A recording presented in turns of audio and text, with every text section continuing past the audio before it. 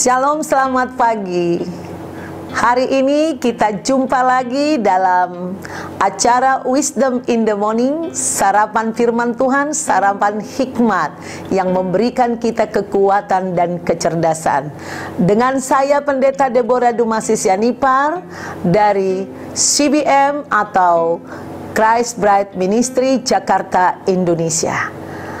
Hari ini tanggal 2, saudaraku, saya mau membagikan rema dari ayat 6. Saya bacakan buat kita semua. Karena Tuhanlah yang memberikan hikmat, dari mulutnya datang pengetahuan dan kepandaian. Karena Tuhanlah yang memberikan hikmat, dari mulutnya datang pengetahuan dan kepandaian. Saudaraku, sebagai oknum pencipta, Tuhan kita tidak ada bandingannya. Dialah sumber segala pengetahuan. Dia menciptakan pengetahuan. Dia yang tahu tentang pengetahuan. Maka dialah sumber daripada hikmat itu, saudaraku. Nah, saya terkesan dengan seorang teman yang memiliki anak sedang kuliah di kedokteran. Ketika anaknya ini mengalami suatu kesulitan, dia menangis kepada mamanya, "Tolong saya, Ma, doakan." Mamanya mengatakan kepada anaknya, "Nak, kamu tahu siapa yang memberikan hikmat kepada dosen untuk membuat ujian ini?" Anaknya jawab, "Tuhan." Ya udah, Tuhan yang memberikan soal kepada dosen, tanya kepada Tuhan, "Tolong saya merendahkan hati kamu." Lalu anaknya tersenyum dan dia berdoa, dan puji Tuhan, dia lulus. Karena Tuhan tahu segalanya. Dia sumber segala pengetahuan, saudaraku. Nah, Alkitab merupakan isi dari sebagian pikiran Tuhan, ya. Perasaan Tuhan ada di dalam Alkitab. Hati Tuhan ada di dalam Alkitab. Dia rindu ingin memberikan pikirannya, perasaannya, pengetahuannya, kebaikannya, karakternya, segala sesuatu yang dia miliki kepada kita, anak-anaknya, saudaraku. Tapi ada yang rindu enggak?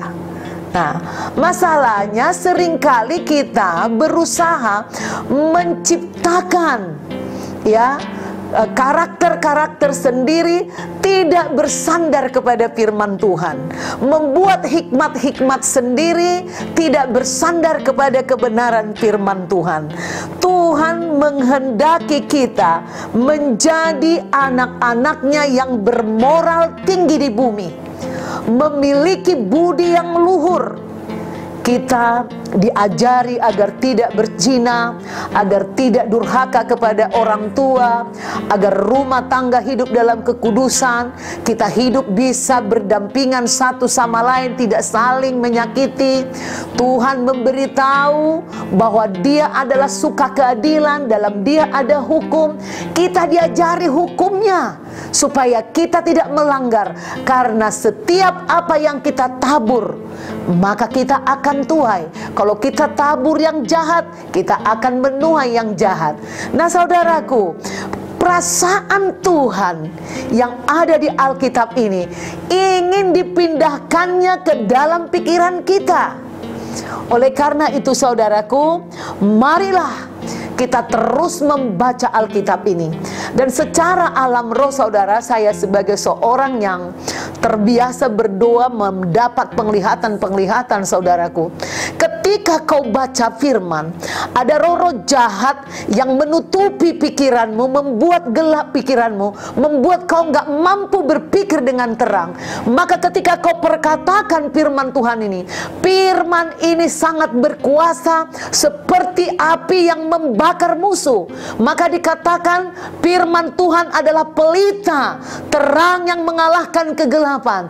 Tidak ada kegelapan yang tidak bisa dihalau oleh terang firman Tuhan. Saudaraku, itulah Saudara, kenapa harus terus membaca firman Tuhan, merenungkannya, menaruhkan firman ini ke dalam hatimu, kepada pikiranmu. Saudaraku, jika saudara terberkati dengan sharing ini, silahkan saudara klik Christ Bride Ministry, dan saudara like, saudara share, saudara komen, dan saudara tolong subscribe bagi yang belum. Bantu kami untuk terus bisa memberitakan Injil ini sampai semua orang dibebaskan dari kebodohan, dari kebebalan, dari ketidaktahuan, menjadi orang-orang yang bermoral tinggi dan berbudi luhur. Sampai jumpa besok pagi. Tuhan Yesus memberkati. God bless you.